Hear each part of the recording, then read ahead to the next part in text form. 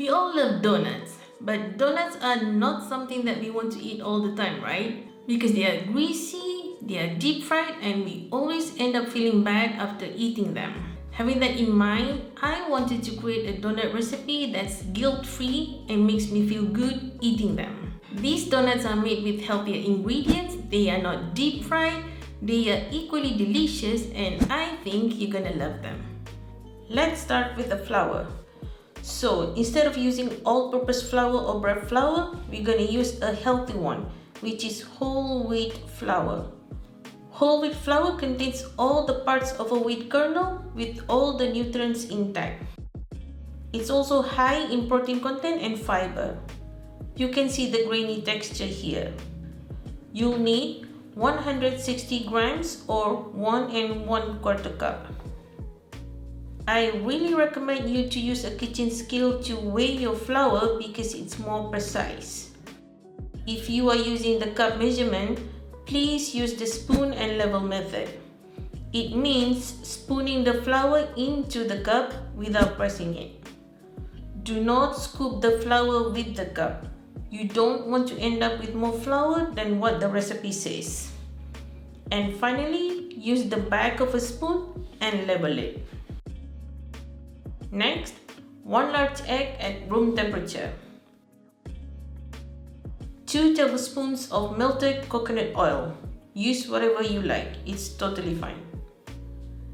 And now, 2 tablespoons of honey. I have a tip for you when measuring honey. Always measure the oil first so that when you measure something sticky like honey, it's gonna come off easy.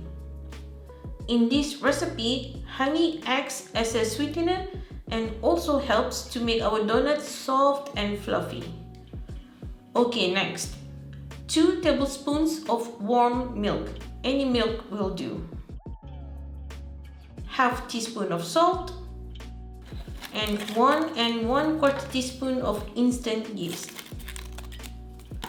Instant yeast is the type of yeast that you don't need to activate before using. Just throw it in together with the rest of the ingredients. Super easy.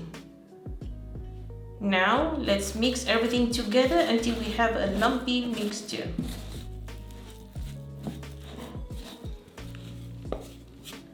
Knead the dough for more or less 5 minutes.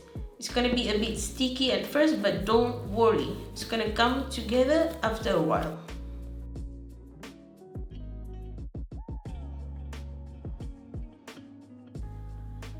My father loved to make donut and this is how he kneaded his dough.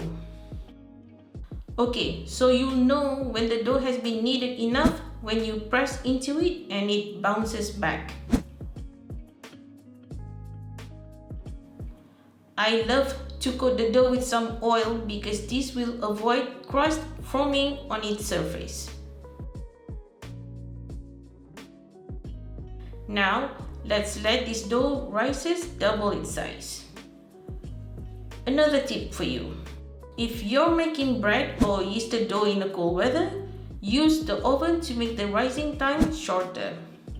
What I do is preheat my oven for a few minutes, turn it off, and then place the dough inside. Okay, so now that we have our dough beautifully risen, let's get to the fun part. Roll out the dough to more or less 1/2 inch thick. You don't need to be so precise. Look, I don't have a donut cutter, so what I use is this 2-inch cookie cutter and a bottle cap. Just use whatever you can find in your house. Place the donuts on a parchment paper so that it'll be easier to remove them later without deflating them. If you find it difficult to re-roll the balance of dough, just leave them for 5 to 10 minutes to relax. I'm putting them back in my warm oven until they rise double their size. Okay, now let's cook them.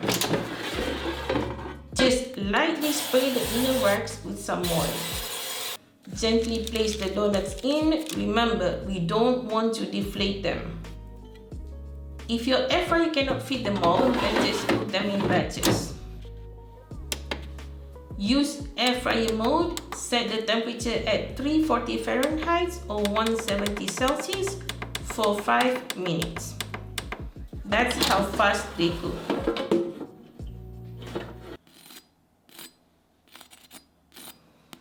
They are not greasy at all. That's what we want, right? Okay, so being not greasy at all makes it a bit tricky to coat them with some sugar, or in this case, I'm using erythritol.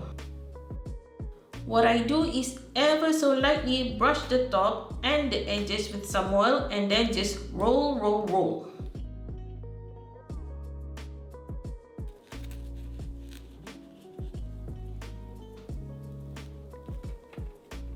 If you like this recipe, then check out my air fryer apple muffin.